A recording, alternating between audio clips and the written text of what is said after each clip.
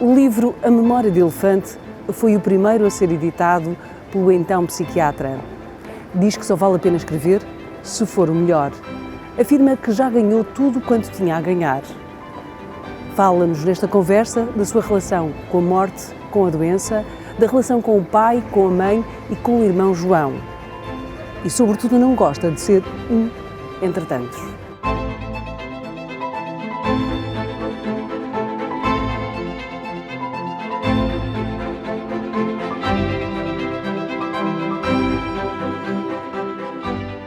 Começo às 6h30 da manhã, levanto-me às 6, depois escrevo até à 1, depois almoço, depois recomeço às 2 até às 8 e à noite mais um bocadinho.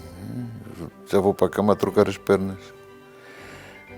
E sempre tive a sensação que, cada vez mais, que um livro é um organismo vivo que não se escapa. Não tenho nenhum plano escrito, nunca. Escrevo à mão. Também não tenho computador. Também não tenho telemóvel. Também não tenho carro. Não tenho. Vendo bem.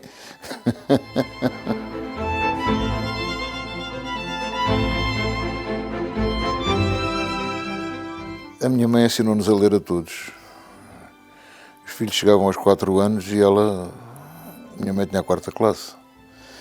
E ela ensinou os filhos todos a ler.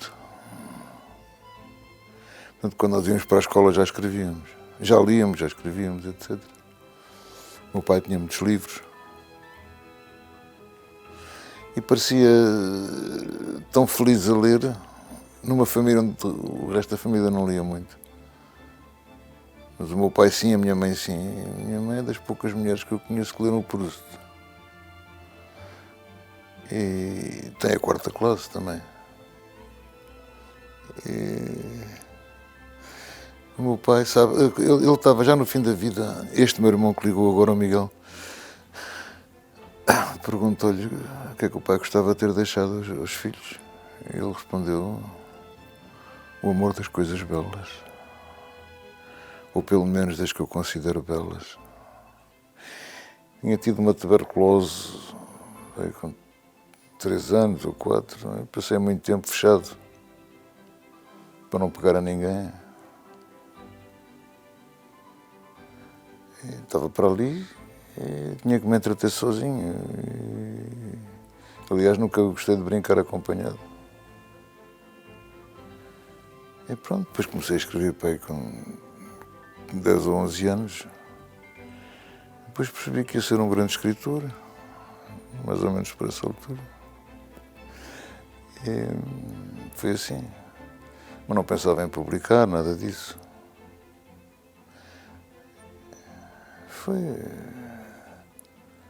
Nem imaginava a minha vida sem isso. Achava que era um escritor, mas não tinha nenhuma pressa em publicar. Fazia as coisas, depois rasgava. Quando é que decidiu que deveria dedicar-se à escrita e abandonar a medicina? Isso foi muito mais tarde, porque eu escrevia, mas não publicava nada. E os poucos amigos que sabiam que eu escrevia, não publicas nada, o que é que se passa? Eu não estava bom, não estava contente. Depois a Memória de Elefante fiquei assim mais ou menos, mas ninguém queria o livro. Foi recusado por toda a parte. Toda a parte. E foi um amigo meu, Daniel Sampaio, que andou com aquilo, de editora em editora, ninguém queria. Quando finalmente foi aceito, já eu tinha feito mais 2 ou 3. E o livro saiu e foi um sucesso muito grande. E pronto, foi assim, mas durante uma data de tempo ninguém queria aquilo que eu escrevi. Foi a mesma coisa no estrangeiro. A certa altura chegou uma carta de um agente americano a dizer que queria ser meu agente. Eu achei que era uma piada, nem respondi. Depois veio uma segunda carta e eu achei que era chique ter um agente em Nova Iorque.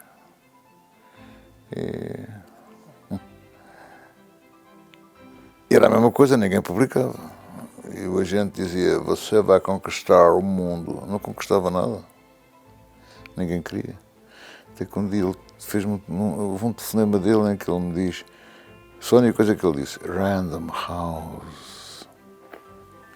Ele falava assim, com uma voz doce. E, passado uns tempos, já estava eu em Nova Iorque para assinar um contrato na Random House. Eles levaram-me ao gabinete do editor, que era um edifício enorme, aquela editora. E eu perguntei ao editor, então, gostou do meu livro? Ele disse-me, não li. Então, ele vai publicar um livro que não leu? Vou, porque se o livro for mau, não compro mais nenhum livro a esta gente. O livro saiu assim. Depois tivemos uma sorte enorme, porque tivemos a primeira página do New York Times, do Washington Post, do Los Angeles Times, do Chicago Tribune. Destas lembro-me. Quando se tem isto, tem-se o mundo. Porque tendo os americanos, tem-se o mundo. Depois começaram as traduções nos outros países, depois tivemos essas críticas extraordinárias. E foi assim. Aqui em Portugal, o livro vendia muito, a crítica torcia o nariz.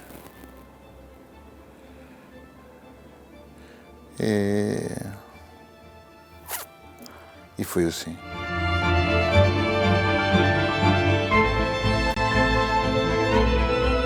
Quando nós estamos bem, a nossa relação com Deus é como com um vizinho. Cumprimentamos, mas não nos falamos. Dizemos bom dia, Deus, mas não perdemos tempo a rezar. E é um bocado hipócrita a crença em Deus aparecer quando estamos doentes, não é? Vê lá se me safar, então é um negócio. Se me salvares desta doença, eu acredito em ti. O que é horrível. A não ser que Deus seja um comerciante. Mas eu não acredito que haja ateus. Não acredito. Uma parte nossa, escondida, mas quando estamos aflitos, ele existe com uma intensidade enorme. O meu pai não era especialmente religioso e lá foi ele à Itália com o filho. Há um provérbio húngaro, com muitos séculos, que diz que na cova do lobo não há ateus. Ou seja, diante de um problema grave, da morte, etc., do sofrimento de um filho, que deve ser uma coisa horrorosa. Eu tenho um irmão chamado Nuno, eu gosto muito dos meus irmãos. Com 4 anos estava a morrer com uma peritonite.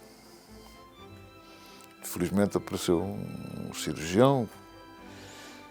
Os colegas, meu pai era médico, os colegas não queriam operá-lo porque tinham medo de operar um miúdo, que o miúdo morresse.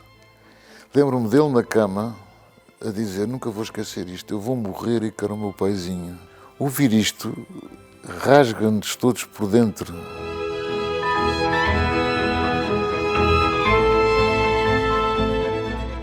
Nunca vi ninguém morrer com medo. As pessoas ficam com uma grande dignidade. E se nós olharmos bem para uma pessoa que morreu num caixão, tem sempre uma expressão digna aos mortos. Até podem ser más pessoas, deve haver mortos péssimos, não é? Mas parece que estão numa paz para além de nós, que nos é inalcançável, embora a gente possa tocar com o dedo, ou com a mão toda. E ao mesmo tempo dói tanto ver as pessoas que nós gostamos muito ali estendidas, dói tanto. Dá vontade de dizer, fale, mexa-se, levante-se. E não sei se lhe acontece assim, mas às vezes sentimos o cheiro das pessoas de quem gostamos, que já morreram. Já reparou? Sentimos o cheiro, sentimos a presença. Lembro-me de um amigo meu dizer-me, o meu avô está ali. O avô que já tinha morrido. Porquê que dizes isso? Porque está ali o cheiro dele, não sentes um cheiro diferente. Não sentes um cheiro diferente. Então, pergunto-me se a presença invisível dos mortos não estará sempre connosco, dos nossos mortos, dos nossos pais, dos nossos avós, das pessoas de quem gostamos. Porque nós perdemos tanta gente. Nós chegamos aos 30 anos, já perdemos muita gente. De quem gostávamos muito e até que ponto Nós vivemos, é espantoso, vivemos ao mesmo... Ainda conseguimos ser alegres, apesar de termos tanta saudade de tanta gente. Pensar, olha, se o meu pai, por hipótese, estivesse aqui, ficava contente com se não sei o quê. Então lembro-me da minha mãe. O meu irmão Pedro morreu e nós fomos dizer-lhe, juntámos-nos os 5 e fomos ter com ela, mãe, o Pedro morreu. Ela olhou, a expressão dela não se modificou, não soltou uma lágrima. Levantou os olhos e disse: esta foi a única frase que ela disse. Uma mãe não tem o direito de estar viva com um filho morto. Nós ficamos calados. E morreu assim. Porque não tinha o direito de estar viva com um filho morto. E isto não relativiza a literatura, torna ainda mais importante.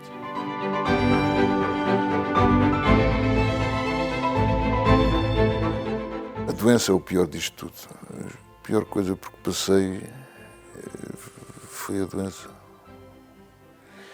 E eu tenho um bom currículo, com os meses tive uma meningite, com 3 anos tive uma tuberculose, portanto estive sozinho bastante tempo num quarto, sentavam-me num penico diante de um espelho e eu ali ficava a brincar. Mas mesmo que não se tenha passado por estas coisas, há momentos tão solitários para toda a gente. Não é? Mesmo que esteja ali muita gente perto, mesmo que ouçamos as vozes, há uma parte nossa que está sempre sozinha. É muito difícil deixar de estar sozinha, porque também nós somos egoístas. E quando nós estamos muito mal. E então pensamos muito mais em nós que nos outros, e as pessoas estão a sofrer ao nosso lado e muitas vezes nem reparamos. A quantidade de coisas que a gente lê na cara das pessoas em silêncio. E não são necessariamente coisas destas, desespero, tristeza. A vida é feita disto, mas não é feita só disto. Tem momentos alegres. Eu até muito tarde, um golo do Benfica, levantava-me a alma por algum tempo. Agora já me estou nas tintas, mas nessa altura não estava. E joguei no Benfica. Mas a alegria de um clube de futebol, de quem gosta de um clube de futebol, pois isso vai passando.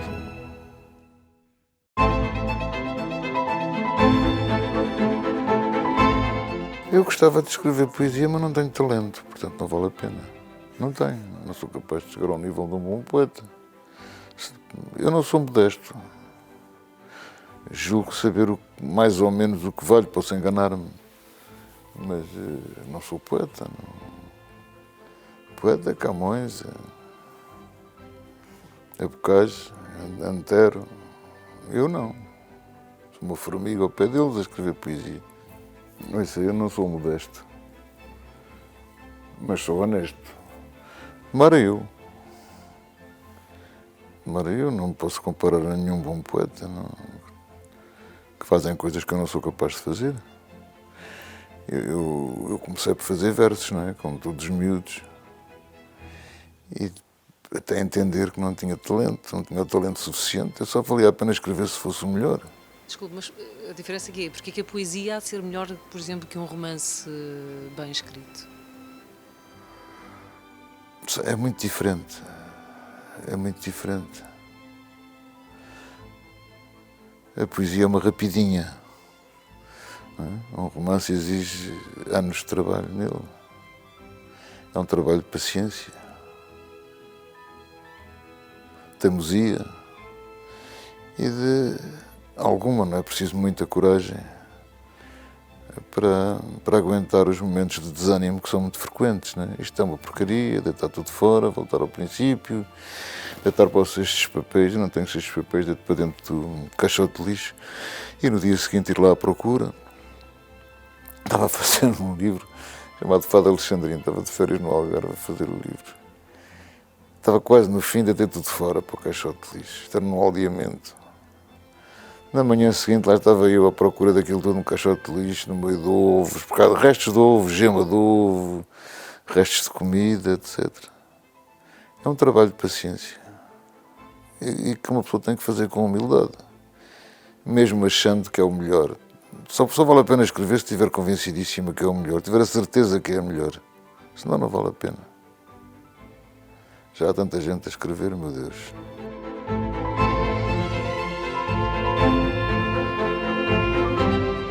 Ele tinha um problema, competia com os filhos.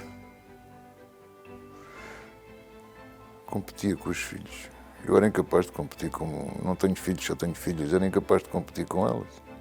Mas ele competia. Às vezes pergunto-me se não tinha inveja de alguns dos meus irmãos, em certos aspectos, de outros noutros.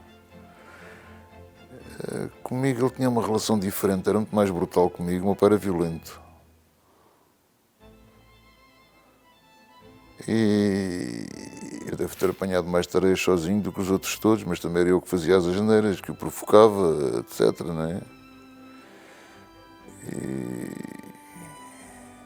apetecia-me desafiar-lhe a autoridade, porque é muito fácil ser autoritário quando se tem filhos que não se podem defender, que são pequenos. Eu era pequeno, ele já me batia com bastante violência. Os meus irmãos podem contar isto. A explicação vinha mais tarde, porque eu desafiava, porque eu isto, porque eu aquilo, porque eu aquilo outro. De facto fazia isso, mas quando um miúdo me está a desafiar, ele está a pedir-me amor. E em vez de amor eu bato-lhe. Há muitas formas de dizer, mas ele era incapaz de dialogar com o filho. Era capaz de nos ajudar a ler, nos ajudar a olhar um quadro, nos ajudar a ouvir uma sinfonia. Mas era incapaz de uma troca de afetos com o filho. Era incapaz. Nunca houve uma conversa pessoal. Isto faz muita falta a um miúdo.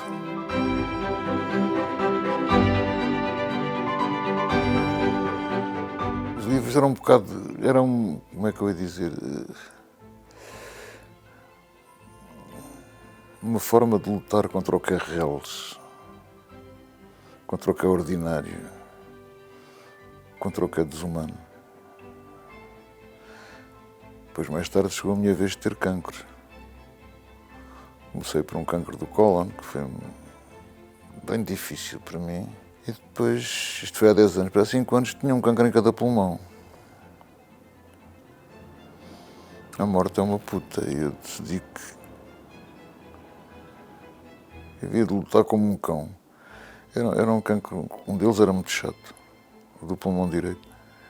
E o prognóstico era muito mau. Não conseguia escrever, era uma quimioterapia brutal. É muito curioso, a gente começa a quimioterapia, passado 1 ou 2 dias, vai ao espelho pentear-se e o cabelo cai todo.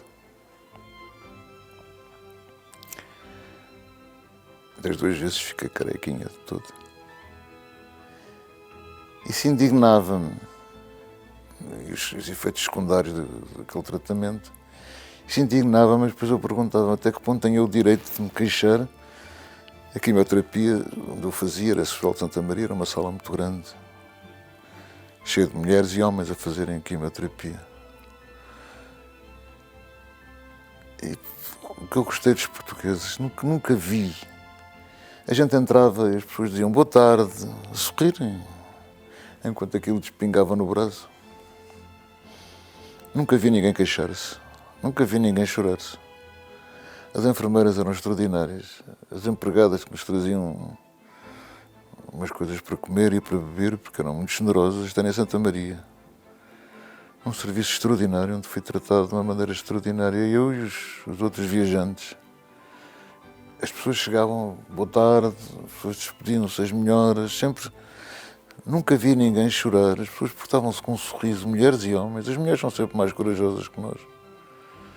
Mas até os homens se portavam bem. E, claro que um cancro é uma coisa horrorosa. Claro que a morte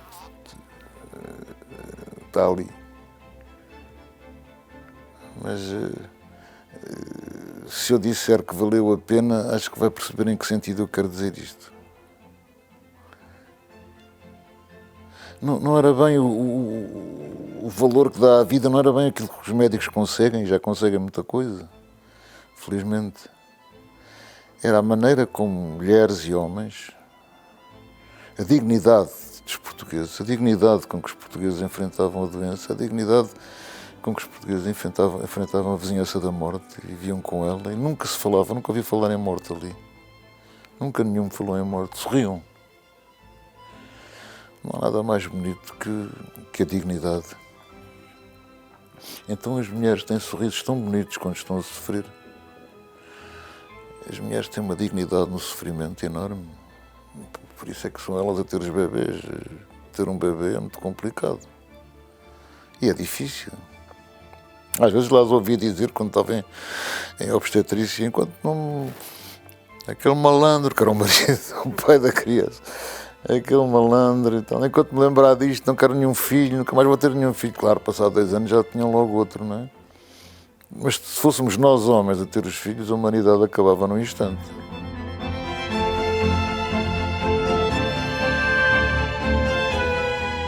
O prazer de estar com um amigo não tem que ver, a maior parte das vezes, com aquilo que nós dizemos.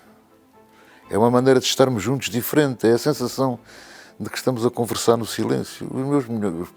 Ninguém tem muitos amigos, mas os 2 ou 3 grandes amigos que tenho, não precisamos de falar, quase. Um começa e o outro sabe logo o que é que vem a seguir. Porque a corrente passa ou não passa, e é impossível ser amigo. Eu não consigo ser amigo de um homem com quem não consiga conversar sem palavras. Uma vez o meu irmão João disse-me: para que palavras? Tu sabes sempre o que eu estou a pensar e eu sei sempre o que estás a pensar. E é verdade. Ele veio aqui para se despedir de mim antes de morrer. Sabia que ia morrer. Era professor da Faculdade de Medicina, era cirurgião. Tivemos 3 horas juntos. Era uma frase, de meia hora uma frase. Ele não veio de carro, veio de táxi. Já não era capaz de guiar. Não quis vir com ninguém. Estivemos aqui sozinhos 3 horas.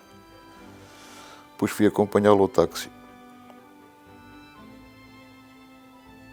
E ele, sem dizermos palavras, nunca falámos da morte, nada. Ele sabia que ia morrer e morreu passada uma semana. Com um cancro da pele. E ele...